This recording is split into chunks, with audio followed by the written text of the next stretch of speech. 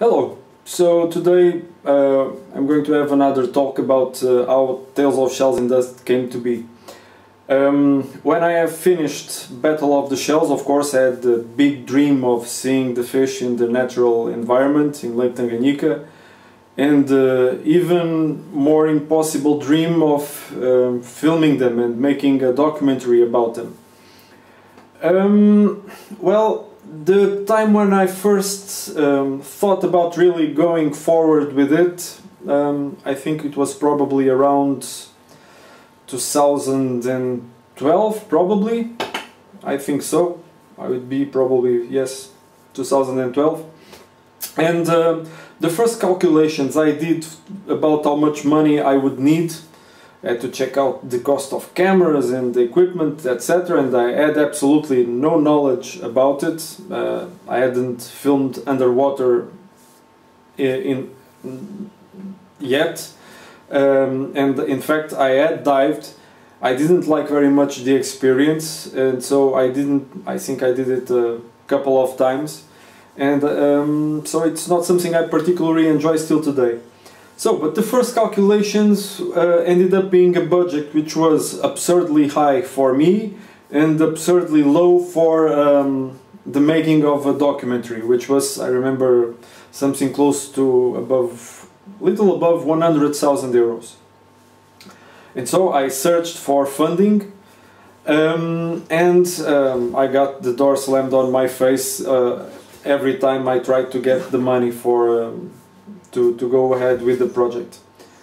Well, some months had passed, and then I was at the end of a very long professional project I was doing at the time, and I found myself with some extra money, which would allow me, for example, to get a new car in second hand.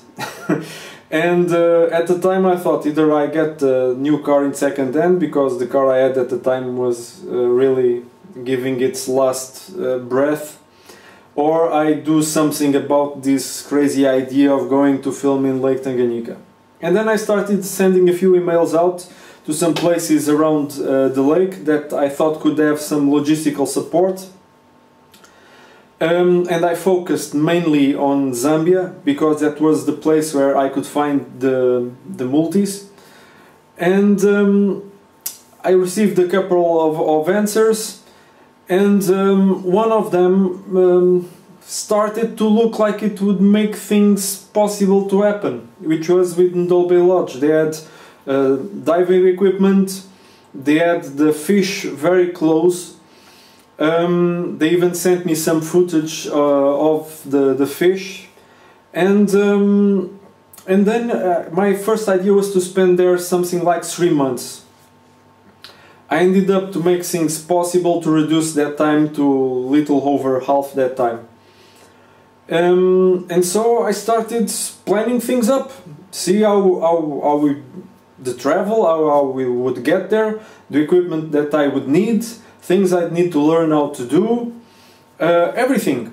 And it's something I had never done before. So I already had a few cameras, very cheap cameras, that I used for Battle of the Shells.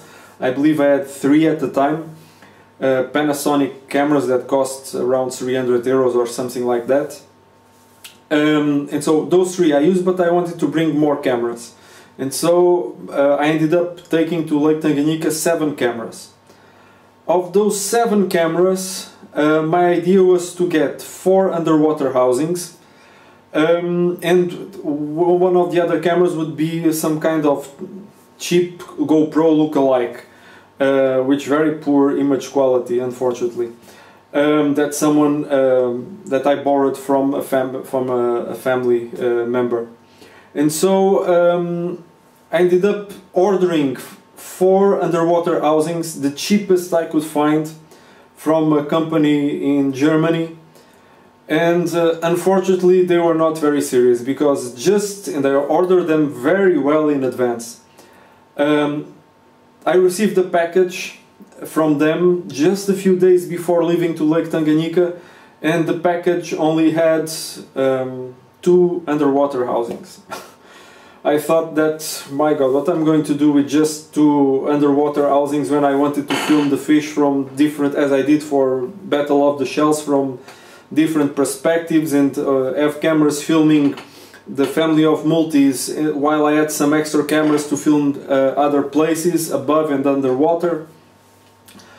So what happened was I was complaining to a couple of friends, Mikhailo and Anton. They were from Ukraine, and okay, I was talking to them, and sometime later they called me because they went to the hardware store.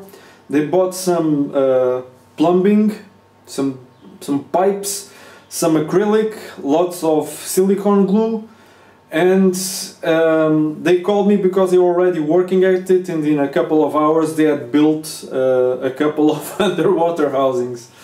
So I had the 2 that the German company sent me, and the other 2 that they made.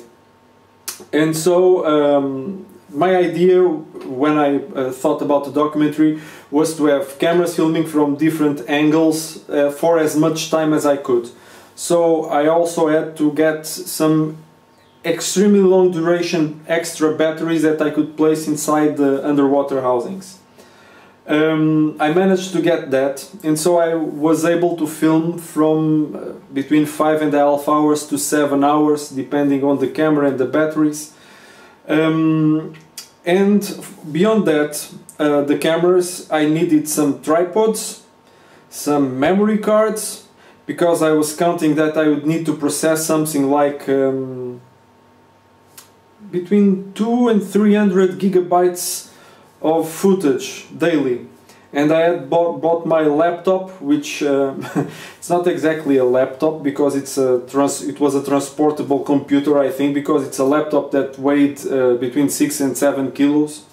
And so I brought that computer, and beyond that computer, some memory card readers, had a bunch of hard drives so that I could store all the footage every day. I even bought my sitar to play music. I bought an audio recorder for interviews mainly. What more? There are lots of things, lots of little things that I had to think that I had to bring there, because once I got there it was an extremely remote location and I wouldn't be able to get anything. Something, even the little equipment to tune the sitar. I used lots of chargers for the batteries, a bottle of, I thought, because I hated diving, and so I found out there was something called spare air, which was some small bottles that you just put in your mouth and you breathe. And I hope that it would allow me to breathe for maybe 1 minute or something that would allow me to go down and place the cameras and come up. Of course, I ended up not using that bottle of spare air. I don't remember if I had 1 or 2. I also brought some silica gel to absorb moisture from the inside the housings, a Steadicam system, dockings for the hard drives that I would connect, and I upgraded my laptop to handle the project. Headphones, rechargeable batteries. I even brought a scale so I could weigh the luggage, some protection for the microphone to eliminate the wind. So there were lots of things. I remember I brought over 70 kilos of equipment with me. The trip, I planned the cheapest the cheapest trip I could, which would require me to land in Tanzania, in Dar es Salaam, and then catch the train from Dar es Salaam that would cross the whole Tanzania into Zambia, arrive at Kasama. At Kasama I would get on a minibus, and then would get on a ferry, a local ferry that would take me from Pulungu to Nsumbu. So this trip would take close to a week to get there. So the thing was, when I arrived there, I remember the first time I saw fish in Lake Tanganyika was in Pulungu in the morning. because at the time I was extremely tired. Because I remember I hadn't drink any liquid in over 24 hours. Maybe it's time to do a little storytelling. I arrived at Mpungulu. The arrival at Mpulungu was very dramatic. I remember it was already in the evening. It was sunset, and when I arrived in Mpulungu it was already pitch dark. But before arriving at Mpulungu there were fires on both sides of the road. So the minibus was going there, and I hadn't drink anything since before lunch. So I arrived at Mpulungu, and of course at Mpulungu I already had the name in my head that there was a place called Nkupi Lodge, that I was thinking that maybe if I arrive there at an appropriate time I can try and go there. So pitch black, I arrived at Mpulungu, lots of people, cars in every direction, and I didn't know what to do with my baggage.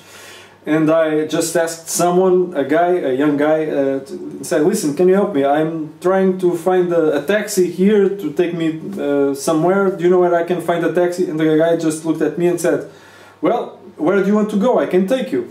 And I said, well, I didn't have many options. I said, okay. So he told me, wait here. And I waited, and he came by with a friend and with the car. We put the baggage in the car, and then we were going to Nkupi Lodge, which I had no idea where it was. And at some point I noticed that we started to getting out of town through a dirt road. And I asked, well, where are we going? I was getting a bit scared. I was in the middle of, in a strange place with people I didn't know in the middle of the night. Well, I wanted a taxi, but those guys, of course, were not a taxi. They were two young guys, maybe in their early 20s. And so they told me, because the road in the other direction was having some construction going, and so we have to go through this dirt road. And I was already seeing that my life was going backwards. But no, the thing was that we arrived someplace in the middle of nowhere, and they said, we have to stop here, and I didn't see anything. It was a dirt road in the middle of nowhere. They said because we can't go any further with the car. It was a small car. And so we got the baggage out, and we followed the road, and we finally arrived at Nkupi Lodge.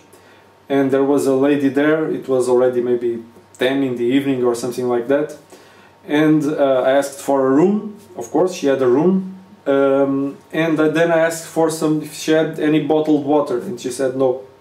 And of course we were away from the center of Mpulungu, and I asked where I could get water, and she told me it would be a bit far, and she told me the direction, but I didn't go. And so I stayed without drinking anything. The next morning, very early on,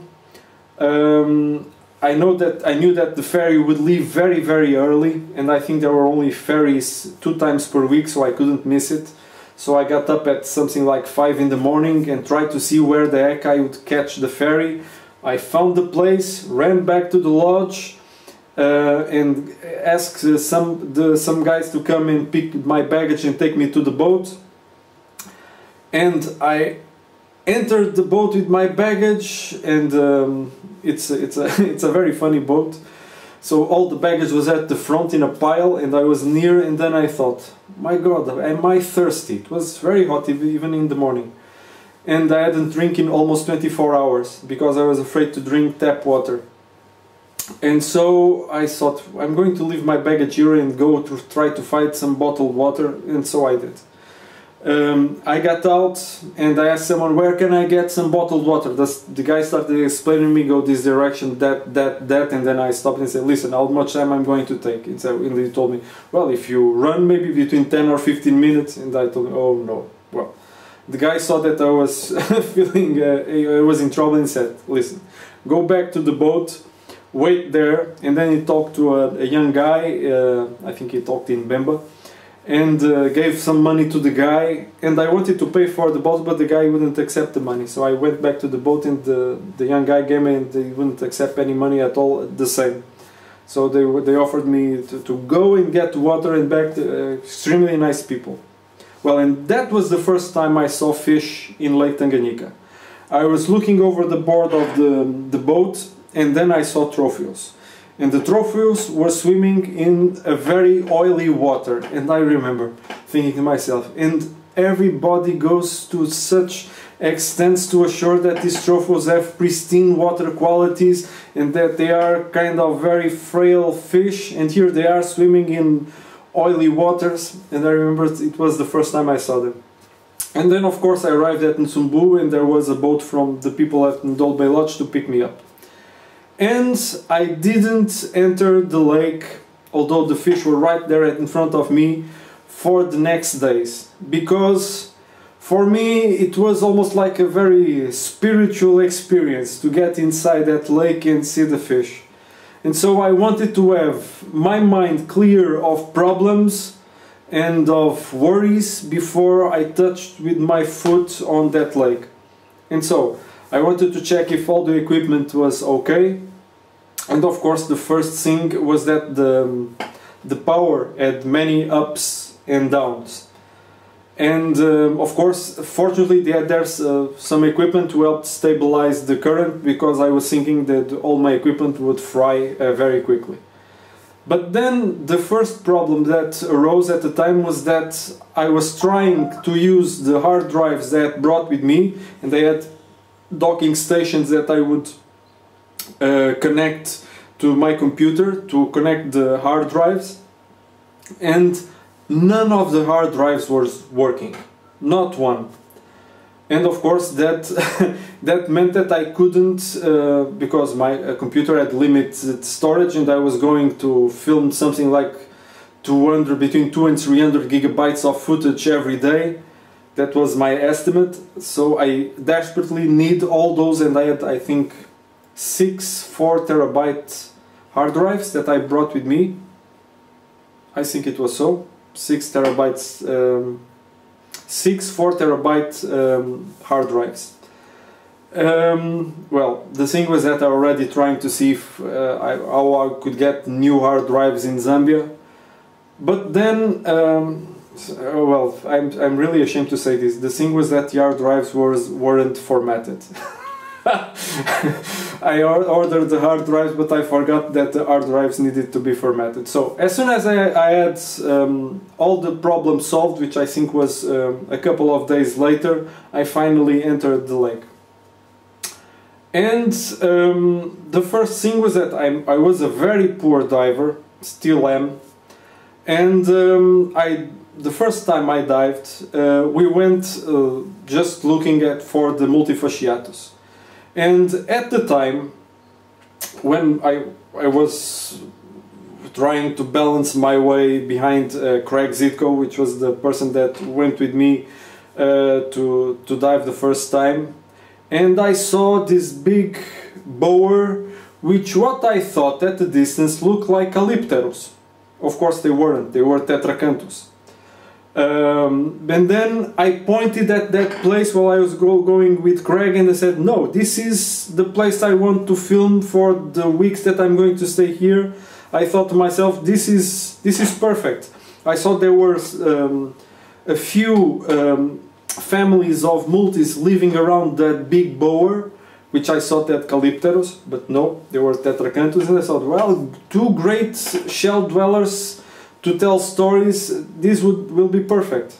And so even I think we brought the cameras and we filmed, and from then on they assigned a guy there, Victor Mazemba, to go with me everywhere and see that I wouldn't get too much into trouble. But I was diving from the second day on my own, which was a very frightening experience for me. Although it wasn't very deep, maybe between 11-12 meters deep. And so my plan was to, every day in the morning, prepare the cameras and the equipment I needed, grab something very light to eat, and then put everything in the boat, try to find that multifamily, leave the cameras down there filming the whole day, and between 3 and 4 o'clock go back, pick the cameras, and then start transferring all the files from the cameras to my computer so I could edit them, begin editing them before dinner, have something to eat during dinner time, and then edit away the video until I fell asleep, which normally would be between something 11 o'clock because I was very tired. I would get up the other day between 5:30, 6, start preparing the cameras, go over again, place the cameras, and then during the time I would go either filming or continue to edit everything that I had been shot the day before. And that gave me, that discipline of work gave me a good heads up when I finally left the lake at the time. The problem with filming the multi-family, was finding them, because those guys were a few hundred meters away from the lodge. And so, of course, the first idea was to place some kind of buoy, which we built with a bottle, a plastic bottle, tied to a rock through a fishing line or something, through a rope, a very thin rope, I think, at the time. And so that's what we did the first time. But when I went there the next day, I saw that there were on shore, there were a bunch of kids watching me. And when I got down through the rope that was attached to the buoy, the thing was that that thing had been moved, so it was nowhere near the multifamily. And that is a place where the bottom of the lake is silt and shells. You don't get reference points, and it's very poor visibility. So it was very difficult to find those fish every day. I think 80% of the times I would have to swim between 30 and 45 minutes down there to find the fish, then go up, pick the cameras and go down again. And even that wasn't for sure, because sometimes the current would move me away, and when I got down with the cameras, where are the damn fish? No, so it was, so the thing with the buoy wouldn't work, because the kids were interested in the buoy and they moved it away. So next plan, I went to Nsumbu, bought rope, tied the rope to some rocks, and we placed, like, marking a big X at the bottom of the lake, maybe 25 meters of rope in each of the 4 directions, so that when I dived I would find one of the ropes, swim one way or the other, and I would lead to the center. Even so, it was hard, because to find that rope I'd always have to, we sort of stopped the boats near where we thought the fish would be, and then I would go down, and to find the rope I'd sometimes take almost 50 minutes just to find the rope and follow and find the fish. It was a difficult process. And of course I'd go and pick the cameras up, which I would have to go through these twice per day. There was one day where there were some people staying at the lodge that went to do some walking safari on foot, and I took the opportunity and I went to, and I also filmed. What happened was that when we returned, it was already sunset, and I knew I had to get the cameras out of the bottom of the lake, because by that time, which was maybe 4 weeks had passed, all my underwater housings were having problems, and there were water getting inside. I would use sanitary pads inside the underwater housings to absorb the water that was ping, ping, ping getting inside, because every day, no matter how careful I was, both the housings that my friends had made and the housings I got from Germany were having the same problem. They were leaking. One day there was one day was the other, some days it would be 2 of them, so those sanitary pads saved my life many times. So I knew that I couldn't leave at the end of the day the cameras down there, although the batteries had run out. I knew, because I knew what the odds were that when I returned the other day I would have 1 or 2 cameras dead underwater. So between preparing everything, getting in the boats and arriving there, it was night, pitch black night, and I had to find, and at that time I not only had the ropes at the bottom of the lake, I also had a small piece of reed this size attached to a fishing line and to a rock near the place. Maybe I didn't want to place it right next to the cameras because I was afraid maybe the kids were there, and one kid with a particularly good breath capacity would go down and mess with the cameras. So I had maybe 10 meters away from the cameras, I had that buoy placed. And so we went to the lake, pitch black night, and we went with some torches trying to find that small piece of reed floating in the lake a few hundred meters offshore. Of course, it took us maybe 30-45 minutes to find it, but we found it.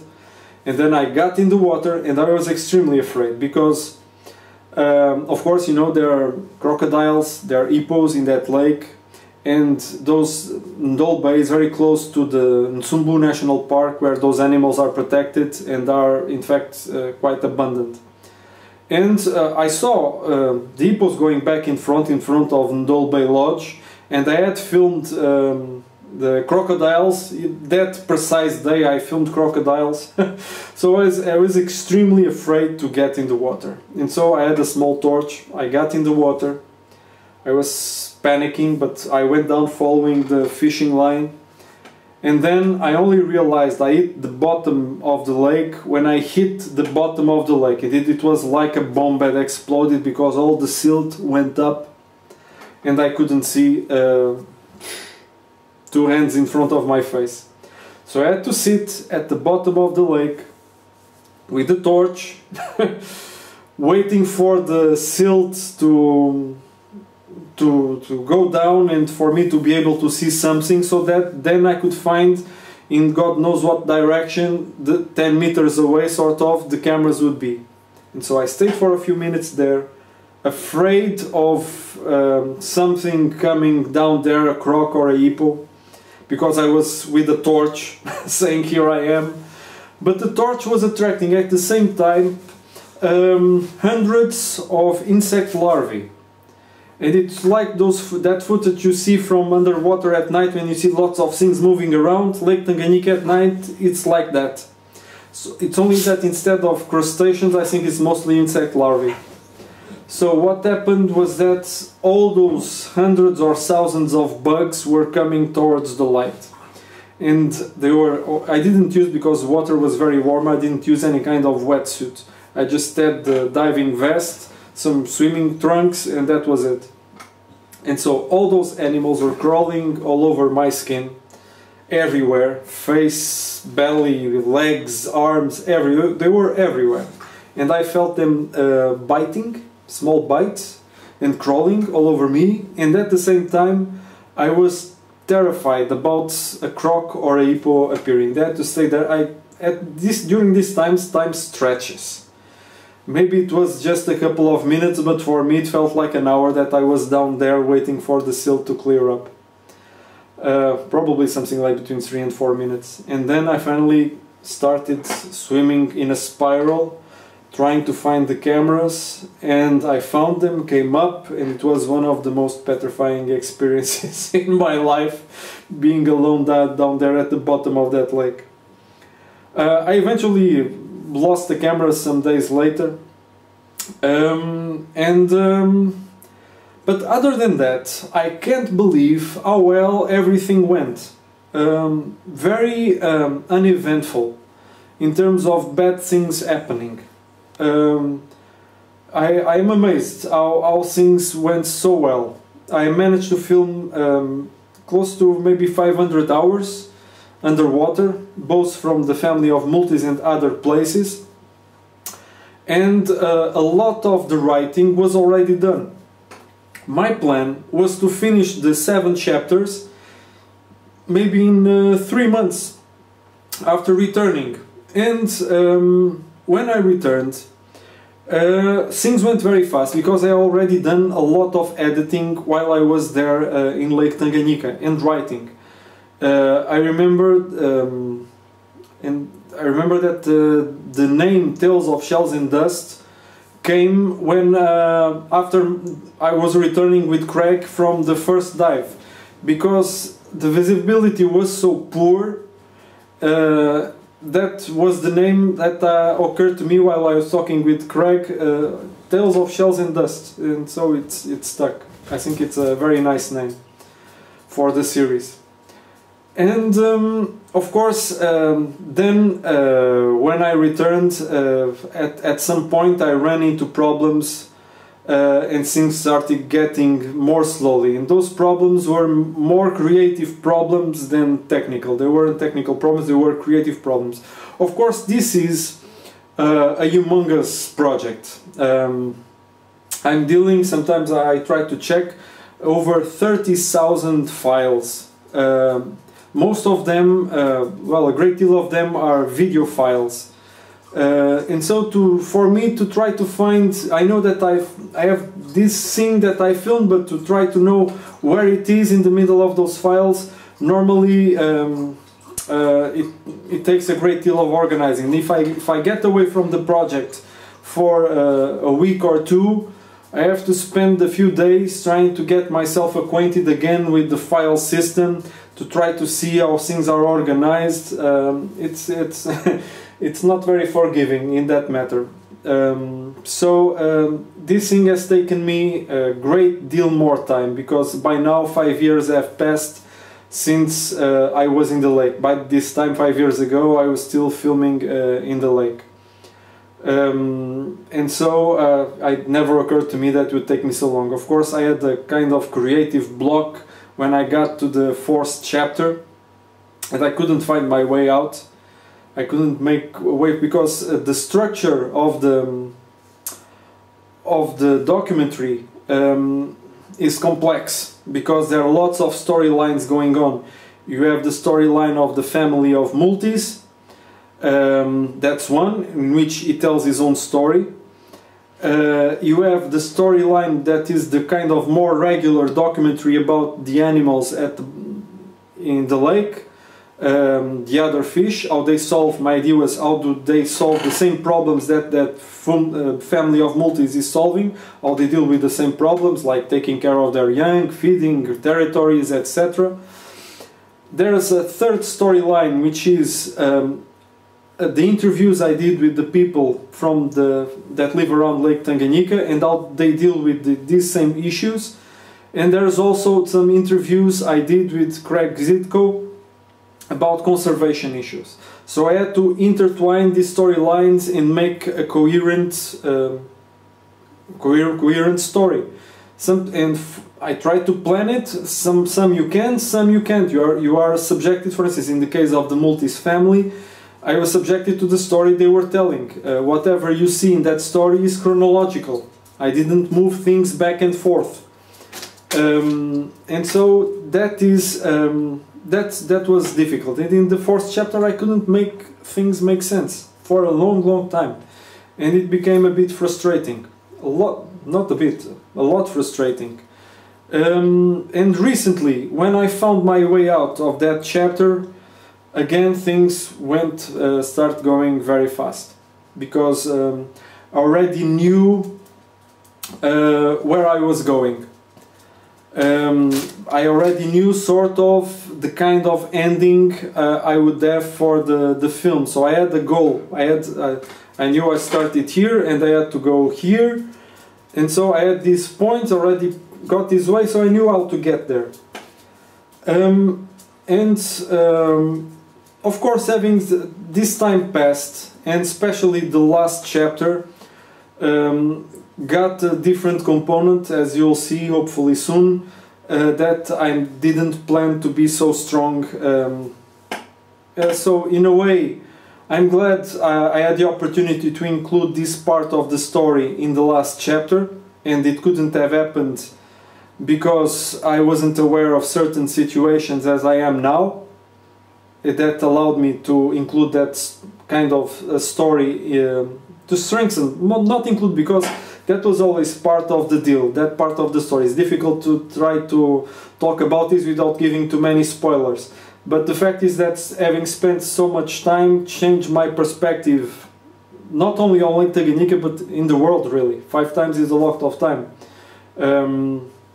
And so it changed a bit how the story will wrap up in the end.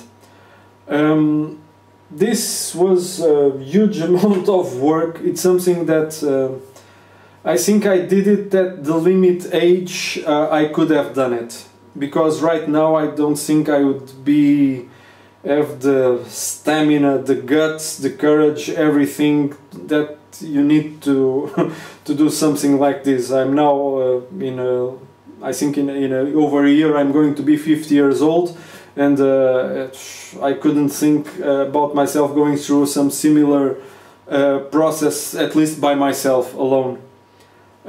So by that time I was maybe 43. Okay, I think I still had I was a bit more daring and crazy than I am today. So that's it for now. Hopefully soon I'll start uploading the videos. The recording of the voice of the multi should happen in the next days, which is one of the main things that needs to be done to finish the project. After then, most of the work is creating the soundtrack, creating the music for the 4 chapters.